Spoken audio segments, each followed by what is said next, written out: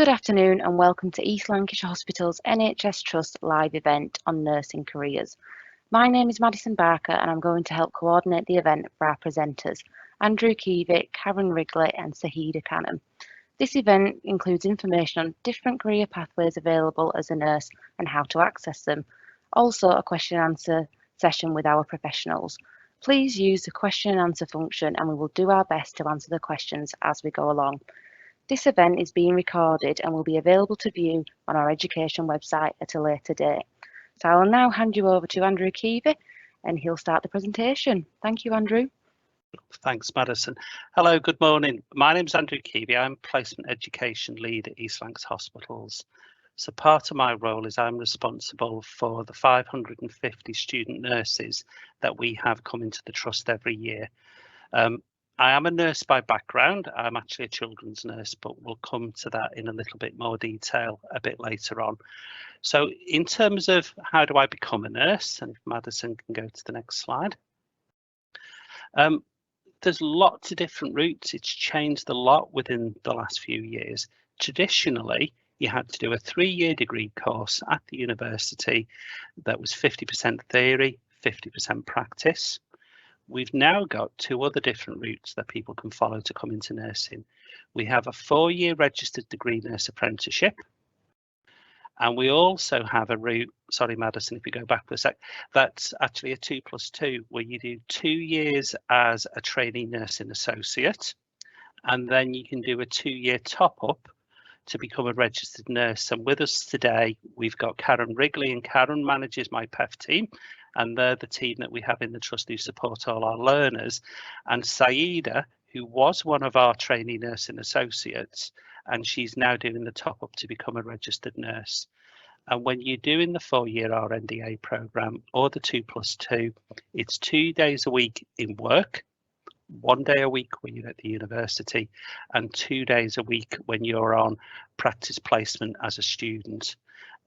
The good thing about both of them routes is whilst you're doing them courses, you're actually getting paid. And if we move to the next slide, Madison. In terms of nursing, there are 4 fields. There's adults, child, mental health, and learning disability. As I said before, I'm a children's nurse. I don't like looking after adults, mainly because adults moan, and I just love being with the kids. So I am trained and I can work with children from 1 day old up to 16, 17 years of age. I can look after adults, but I don't like it. Adult nurses do very little with paediatrics in their training, but they will work across the board wherever adult services come. Mental health, people with mental health problems and learning disability in the same way. I've left midwifery separate because it is a completely different profession and it's a different entry route to go into midwifery. One of the big questions we ask people when they talk about being a midwife, who do you want to work with? And quite often they'll come back and say they like working with little babies. Midwifery, the most of it is around working with pregnant mothers and helping people get in a really good understanding when they're talking about nursing careers of who they want to work with, who they've had experience with, can really help you understand what's going to be the right route for you. Okay, so next slide, Madison.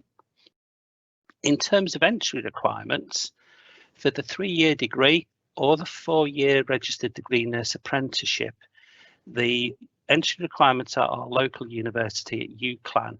For adult or mental health nursing, it's 96 UCAS points. For children's nursing, because it's hugely popular in the Northwest, it's actually 112 to 120 UCAS points. Plus, you've got to have the maths and English at GCSE level 4, grade C or above.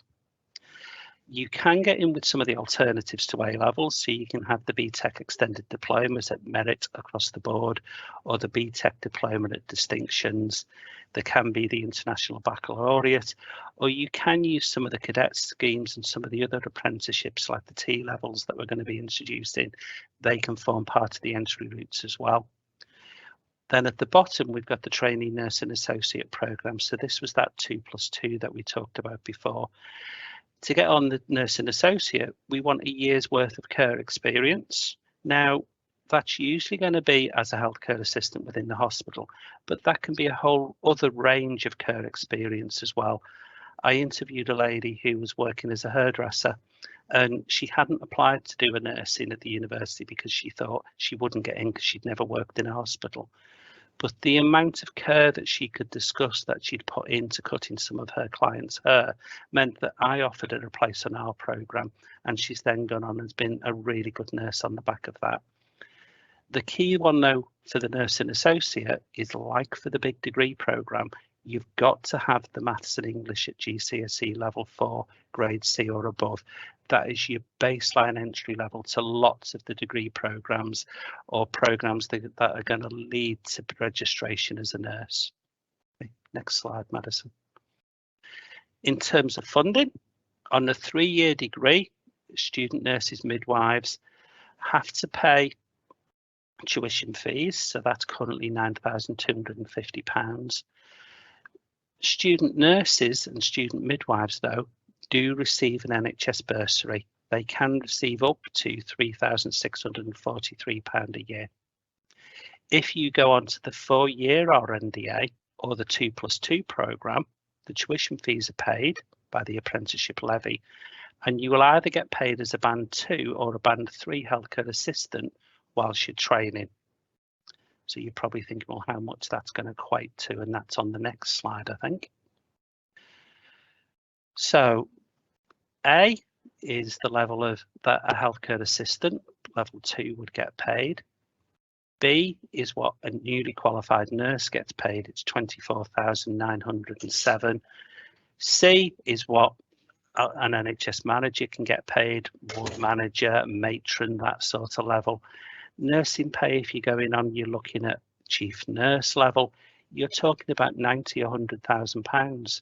There's a whole pathway and a whole different level of success you can get as a nurse, and you can earn quite a lot of money through working in the NHS, and that's without even going into the boring things like NHS pensions, which are still the best in the world. Next slide. In terms of area of nursing, the adult nursing covers things like care of the elderly, rehab, stroke, respiratory, and as part of your course, you'll experience all them different types of nursing, because even within adult nursing, we'll get people like Karen, who's a theatre nurse. I hated it when I went to theatre, but I know I didn't like it because I experienced it whilst I was a student. And what we try to do with all of our students is give them as broad an experience of what nursing is, so that when they get into the end of the programme, they know exactly which areas they want to go and work in. On all of the programmes, we make sure that our learners get experience in hospital, on the wards, in our clinics, in our departments. They get experience at home. So that might be working with GPs, that might be working with district nurses, and close to home. So that might be something like treatment room experiences in some of the health centres. Next slide. In terms of nursing roles, there's a whole breadth of these. Health visitors, district nurses, but also things like drug reps, school nurses, research within nursing, nurse educators like my role and Karen's role, or going into management within the health service as well. There's a whole load of different routes that you can follow as a career path just from coming in as being a nurse. And one of the big frustrations you see with people, oh, I'm just a nurse. A nurse isn't just anything. A nurse can be any one of these things. Next slide. Okay.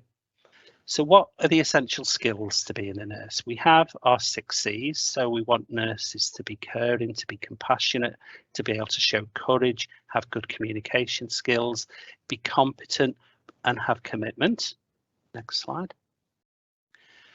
But the things that make a really good nurse, a nurse has got to be able to work as part of a team. And that's the other nurses who are in the ward, but we're also the other professions that they're working with, whether that's the doctors, the physios.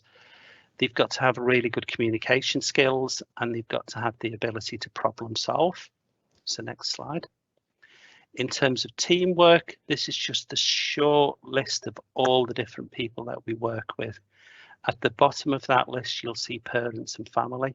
I'll put the patient in there as well. Certainly as a children's nurse, there's nothing I've done as a nurse that I haven't taught a parent how to do.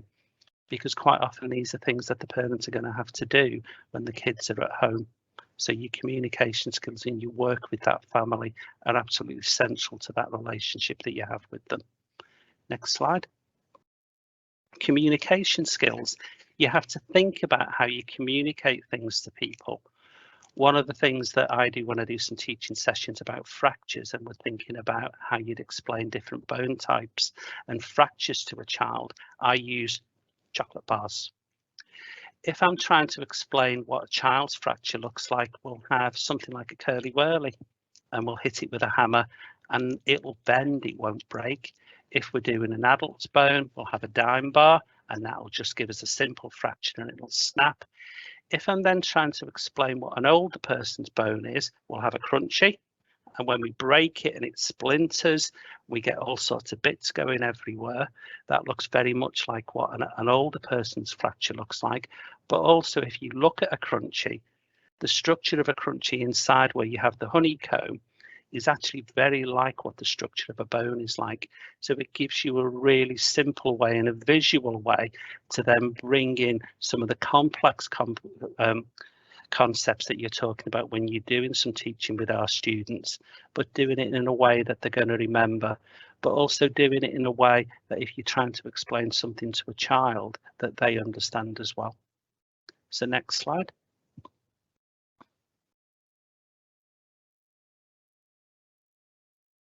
In terms of problem solving, these could be the day-to-day problems that how does someone go to the toilet if they've got fractures to both their arms? It can be things like drug calculations. And for most nurses, and particularly for children's nurses, you've got to be able to calculate what the doses of drugs are. And there's a couple of examples on the page here that if Dawn's 3 months old and weighs 6 kilograms, what dose of ibuprofen do we need to give to her? Well, ibuprofen, the dose is 5 milligrams per kilogram. In the bottle, it'll come, there's 100 milligrams in 5 mil. So if we're then working out how much, we've got an equation at the bottom of the page, what you want divided by what it's in, or divided by what it's in, and what you've got, and it ends up being 30 over 100 times 5. And Dawn will get 1.5 millilitres of Calpol, which is a tiny amount, and we'll start getting syringes out so you can measure things like that. But having the math skills so you can do that level of calculation is really important. And that's part of the reason why you've got to have that GCSE maths. Okay, next slide. In terms of interview prep, when you go off to the university to get interviewed, or if it's coming to the trust and getting interviewed for healthcare assistant posts, or for one of our nurse and associate programs, there's some things that you need to think about in preparing for them interviews. The interviewers are trying to find the most suitable person for the job or the most suitable person to come onto a course. They might be looking for specific skills and experience. They want you to express yourselves fully. People worry about interviews and are they going to ask me something I don't know? It's not a very good interview if they're going to ask you a question that you can't answer. So they're going to ask you things that you will be able to answer. Excuse me. They're assessing whether you're going to fit in, whether you'll fit into the team, the trust, the university. But then also because there's lots of competition, there's lots of different universities that offer courses in nursing. So trying to sell that university to you, what makes that university the one that's right for you? And if you're thinking about going and doing a course, going and visiting the universities, because the different universities almost have different personalities, and it's going and having a visit and seeing which one you want to go to as well. Now, to do all of that, the interviewers are going to get 20 minutes, 30 minutes, that's all. So they'll try and turn things around really quickly. So if we go on to the next slide. Interviewers worry about, are you going to be safe? Will you fit in? Will you be hard work? They want somebody who's not going to come along and cause loads of problems for the patients.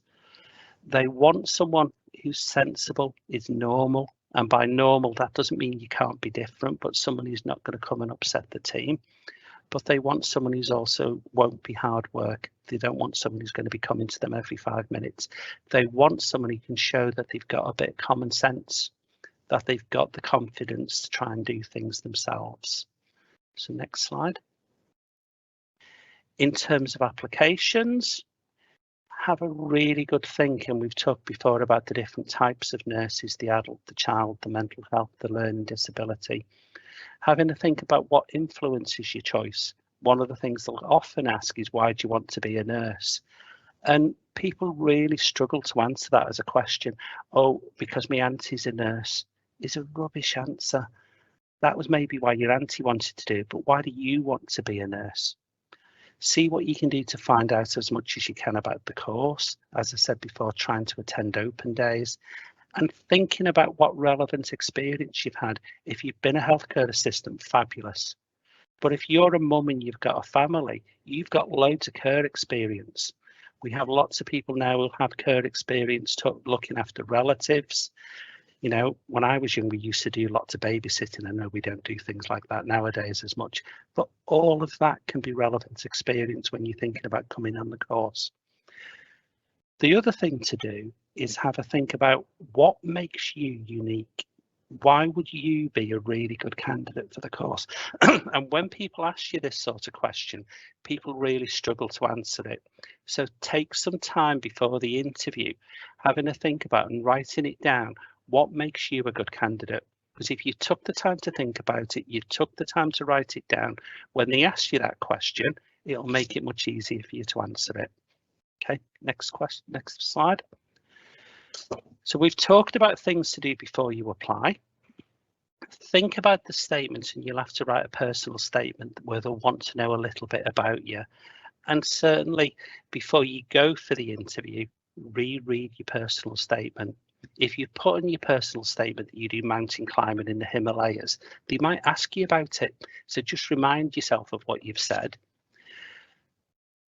Try to keep up to date with current issues in the NHS, and that's not about doing lots and lots of reading, but it's just being aware of some of the really big issues that are going on within the health service.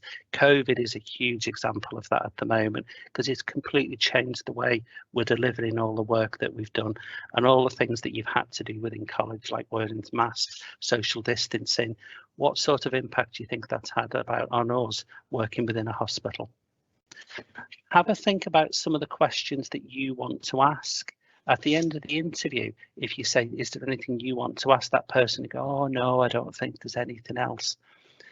Sort of makes it look as if you're not interested. So even if it's something that you know about already, have a question that you want to ask. It might be about study time. It might be about where the placements are going to be. It might be something about the university itself, but have a question that you want to ask at the end of that interview. Okay, next slide. If you've got a portfolio and you're going to take it along with you because you've done lots of work at college, you've done lots of work at school, where you've kept copies of all these different things, the people who are interviewing you aren't really going to have time to go through all of that. People also tend to put lots of things that aren't relevant in a portfolio. You know, if I'm interviewing you, I'm not really interested in if you've got a bronze swimming certificate from 20 years ago. But if you've had some really good feedback from a patient or a client that you've been looking after, I would be really interested in reading that. So think about a couple of things, 2 or 3 things that you are really, really proud of. Photocopy them, put them at the front, and they're the things that you should be sharing with the interviewers. When you've given them copies, don't make them read it, tell them what's written on it, because you'll do that much more quickly than they will. The other thing about leaving a copy with them is if you get to the end of the interview and you have 2 candidates who've done very similar scores on the interviews, and you're trying to find a way of differentiating between the 2, if one of them's left you something that's really good, you've earned lots of brownie points by doing that, and you've got a better chance of getting that job than perhaps the other person has. So next slide. In terms of handling questions, think about how you're presenting yourself.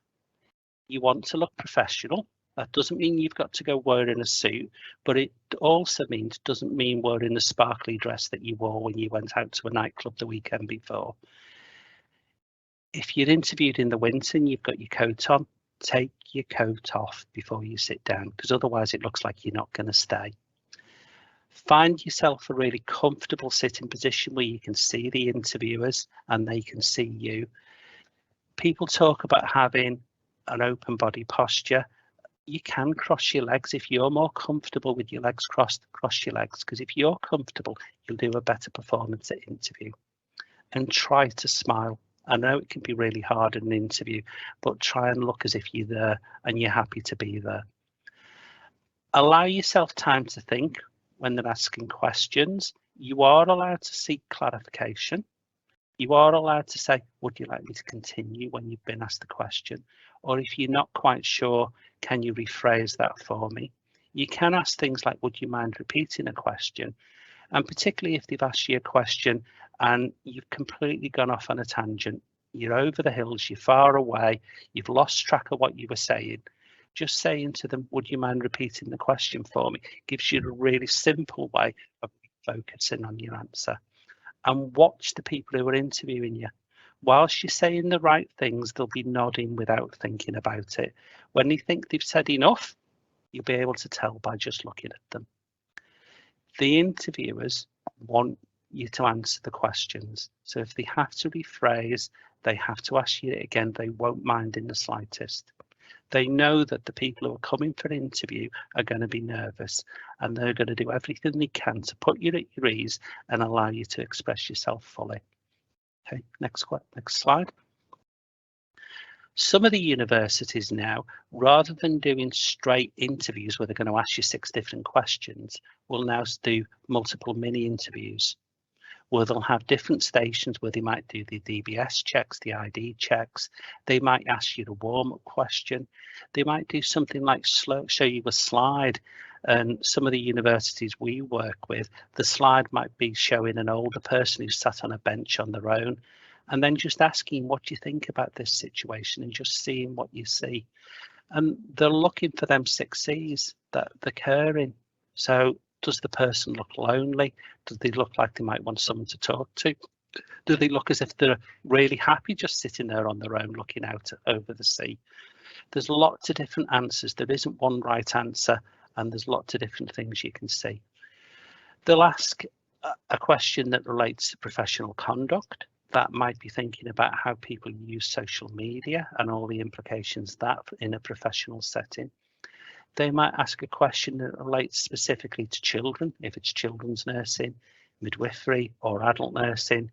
And they might ask you a question about the course, just to show whether you've taken the time to find some things out about the programme that you're hoping to join. Next slide. Nursing has, and it opens up a whole different opportunities for me, and it has, it has for me, and it can for you. Once every couple of years, we take 20 student nurses to Disneyland in Florida with 72 poorly kids from across the whole of the Northwest. Next slide. One of the things we're exploring now is how we can use virtual reality as part of our teaching within the hospital. And we've just bought something called HoloLens 2. And this is a virtual reality system where instead of having a mannequin where you do CPR, you can do that virtually. We can use these systems where I can have a district nurse over in Bacup who's going and doing a dressing, and I can have a nurse who's sat, or a student who's sat over at Blackburn at a computer terminal. They can see exactly what that district nurse sees. They can talk to the district nurse, they can talk to the patient. Or we can have a surgeon who's wearing the HoloLens in theatre, and we can have a student who's sat in our auditorium who can see exactly what that surgeon sees. It's going to be fab. And the whole of education will continue to change and will continue to evolve over the next few years. And we're doing everything we can to try and keep up with that. Next slide. There's lots and lots of more information that are available about nursing, but also for other healthcare careers. And NHS Careers is a really good place to start. They'll have a brief outline of all the different professions that are available within the health service. And then going and looking at the specific university that you're interested in. UCLan and the other local universities will have web pages just for them specific programs, so go and have a look at them. that's probably as much as I wanted to say today. Has anyone got any questions? Thank you very much, Andrew. So just whilst we're waiting for the questions to come in, I just wanted to ask you about your career. So I know you mentioned that you started as a children's nurse. How did you end up where you are now?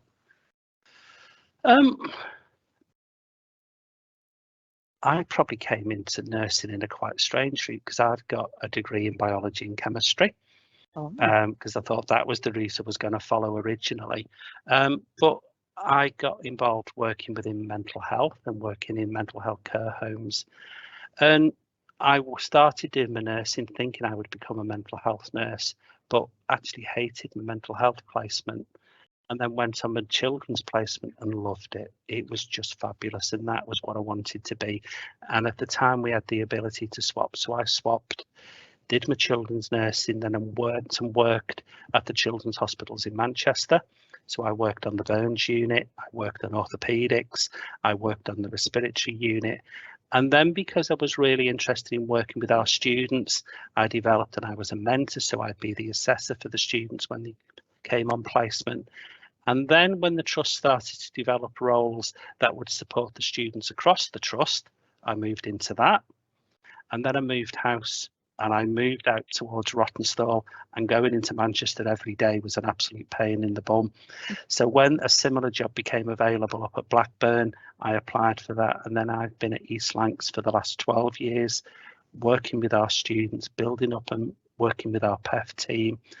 And then as that team has grew bigger and as our education teams grew bigger, there's then been other opportunities for me to move. And I'm now responsible. I've got something like 60 people who are my direct line reports. I've got 2,500 students who come to the trust every year who I'm responsible for. And then on the back of that, then I have to have a team of people like Karen, who then manage the individual professional groups that they're coming through. fantastic. Thank you. No, that's brilliant. We have got a few questions that have come in the meantime. Okay. And one of the first ones is how many vacancies will be available? I'm guessing that might be for the TNA or the apprenticeships. There's probably different answers. At the moment, we're having 20 TNAs per year. We're doing, we've just started 10 people on the 4-year RNDA programme, and we've got 10 people who are going to start in January who've done the nursing associate or the assistant practitioner programme, and they're going to top up to become a registered nurse.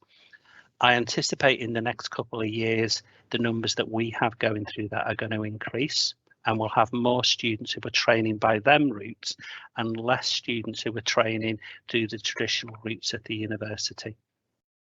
Okay, thank you very much. And then the next question is, do you choose your own placements or are you assigned to them? We tell you where we're going. Because we're nice and because Karen's nice, people will come and talk to Karen, and particularly for the last placements as they're going through, that if we know where our students have got jobs, then we'll try and put them there for their final placement, because it's just getting them ready for when they qualify. We've got too many students for people to be able to pick and choose, but we also recognise the fact that what you come into the programme thinking you'd like to do might not be the output. And we want you to go and experience them different areas, a bit like I had to do. I went into nursing thinking I was going to work within mental health, and actually I enjoyed the paediatrics much more, and that's what I swapped to, and that's what I've become. Thank you very much. The next question we've got is, how would I establish how many UCAS points I have? In a really simple way, you go on Google and you find out. And there's so many UCAS points attached to an A level that's at grade A, B, C, but you can also put it into the UCAS calculators. If you've done some of the access course, you've done some of the BTEC diplomas, you can put that in and it'll tell you how many UCAS points it equates to. The other way you do it is if you go onto the university websites, you look at the entry requirements, typically it'll tell you on there as well. Thank you very much. And the next one is, when will the vacancies for the apprenticeship become available? as and when they come through. Certainly for our top up in January, Karen's already got the recruitment underway for that. For the nursing associates, we'll probably end up with another cohort next March. So we will start the recruitment process and advertising it that it's coming up within the trust and talking to the local colleges in October, November time. We'll then be looking at doing interviews in January and getting people set up and ready with the university for a March start. Thank you very much. Another question's just come in. I'm just going to read it out now. It says, do you find students struggling financially? I'm worried that because I live with my partner, I would struggle if I was going to go via the apprenticeship route. What's Maybe that's one for Saida. Oh, okay. Thank you very much. Let's bring you up, Saida. Are you all right to take yourself off mute, Saida? Yeah, thank you so much, Madison. My name is Saida, and currently I'm doing a registered nurse degree apprenticeship. Well, I worked very hard to get to this point. I came from Pakistan 10 years ago, and I really wanted to do something in my career. So I went to college and I sat with the career advisor, and she asked me, what do I want to do? And I said, I want to be a nurse, especially critical care nurse. So, but I didn't know what to do, which route to go. So she advised me to do English and math, and start with health and social care, and find some volunteering or work in care home, which I did. I got volunteering in a care home, and after a few months she offered me job, and there I did 7 years.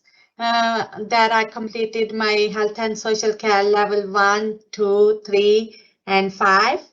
And then when I felt like I'm ready and my language got better as well, in the meantime, I started volunteering with NHS, and I started on volunteering in Blackburn Hospital, and just to get to know the hospital environment, get to know the NHS organization, our trust, vision and values, everything.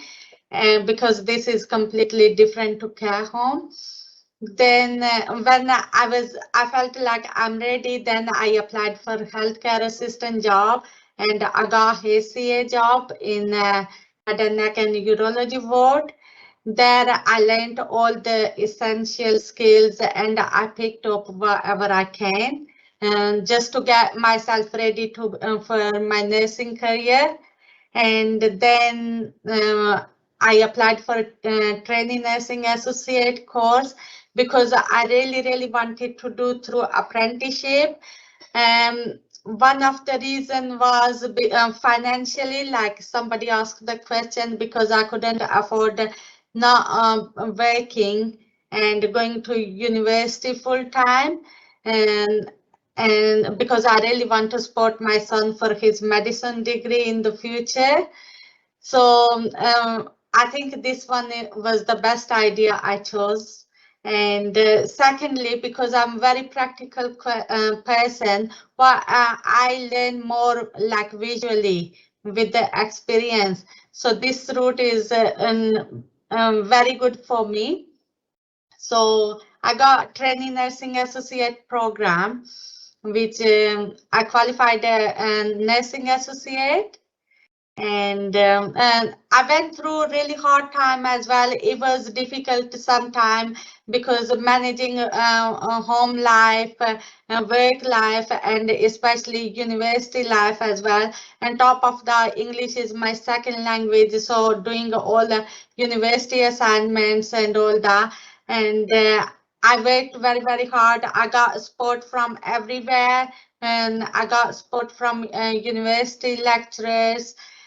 Also the our PAFs like Hillary, Leslie, Tina, Karen, and Andrew, they all really helped me to go through, and I managed to qualify as a band 4 registered nursing associate, and now I'm doing my registered nurse degree apprenticeship.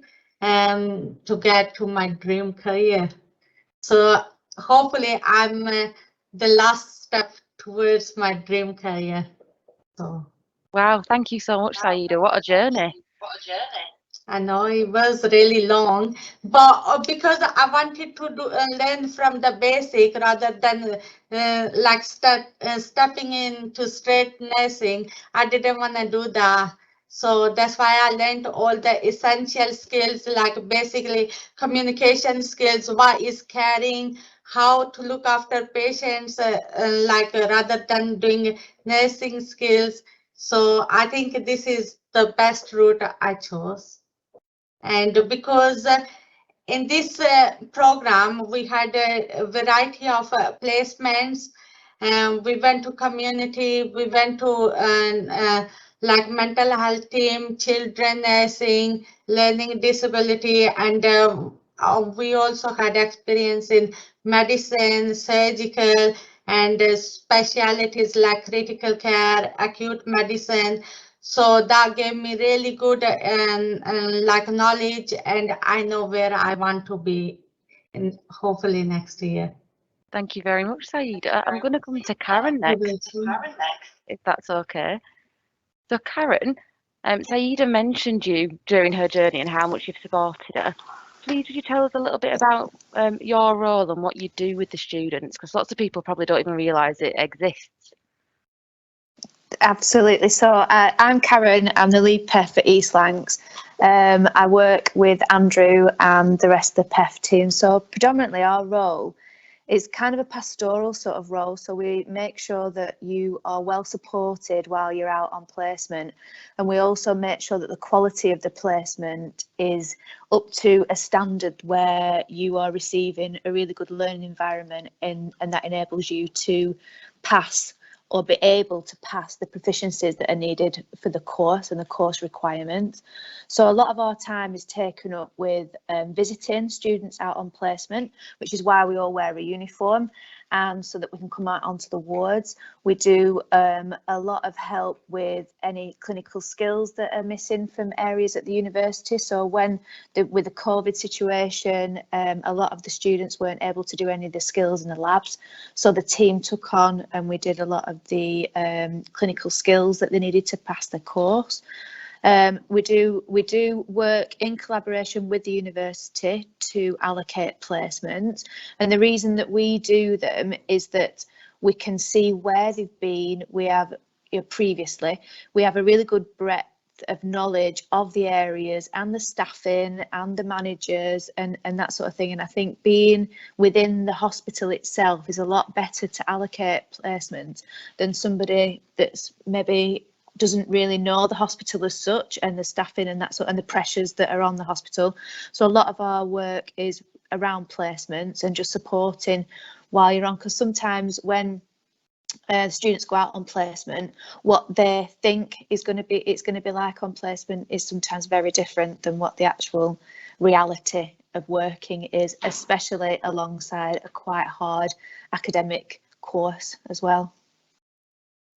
Thank you very much. And how did you find yourself in this role, Karen? I know Andrew mentioned theatres before. So how did you get here? I was a theatre nurse in anaesthetics for a long time. I qualified early 2000s.